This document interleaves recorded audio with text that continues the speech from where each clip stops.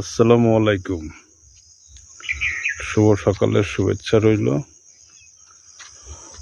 আমরা যারা প্রবাসে থাকি তারা কতদূর কষ্ট করি এটা আপনারা কেউ জানেন? যারা কনস্ট্রাকশন সাইটে চাকরি করে তাদের ভোর 4টের সময় ঘুম থেকে ওঠা লাগে, 5টার মধ্যেই স্ট্যান্ডে যাওয়া লাগে, 6টার মধ্যে সাইডে পৌঁছান লাগে। বাহির মিডিল কান্ট্রির ভিতরে কনস্ট্রাকশন সাইটগুলো অনেক দূরে থাকে। 6টায় কর্মস্থলে থাকা লাগে, সন্ধ্যা 6টায় কর্মস্থল শেষ করা হয়, রুমে আসতে 8টা বাজে, বাজার করে রান্না করে খেতে খেতে তাদের 10টা বাজে, আবার ভোর 4টায় তাদের ঘুম থেকে ওঠা লাগে। তাহলে বোঝেন প্রবাসীরা কত দূর কষ্ট করে। অতএব আমরা প্রবাসীদের যত কষ্ট, মানসিক টেনশন কম দিয়ে পারি সেই দিক সবাই খেয়াল করবেন।